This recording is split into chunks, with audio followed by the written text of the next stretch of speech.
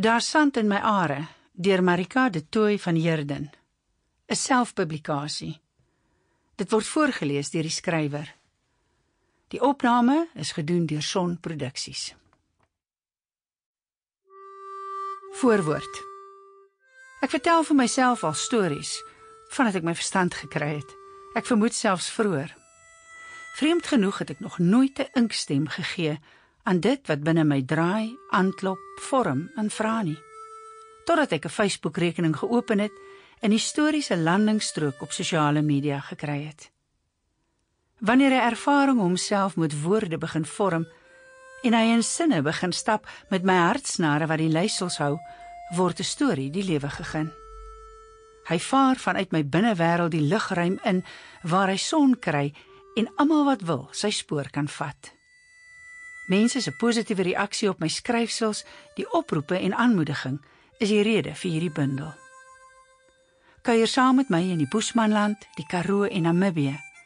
Ontmoet wonderlike karakters en ervaar saam met my die ritme en die grasie van die natuur, die mens en dier.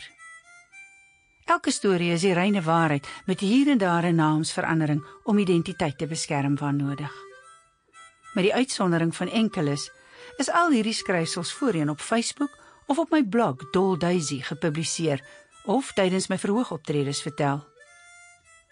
Die Namib 100 skryfstukke is gedurende Maart 2021 deur Litnet op Facebook gepubliseer.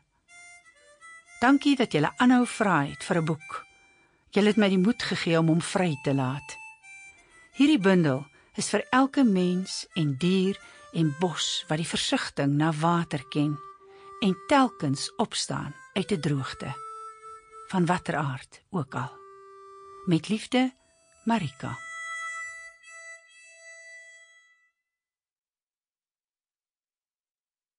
Ek, Sarah Lou.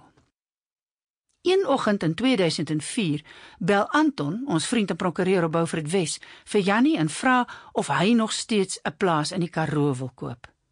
Ja, sê my gade, hy wil. Dis net dat hy nou nie juis geld het nie. Nee, sê Anton, daar's 'n plaas op veiling in Kanawen. Hy wil weet of hy namens Jannie moet gaan bie. Jannie bel vir Gawie. Gawie is ons swaar en hy bly sy lewe lank in Van Wyksvlei in Kanawen.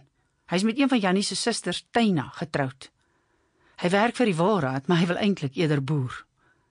Hulle kookus en kom ooreen op 'n prys wat hulle reken die maksimum is wat Jannie per hektaar behoort te betaal.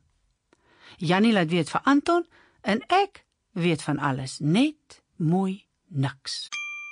Sample complete. Ready to continue?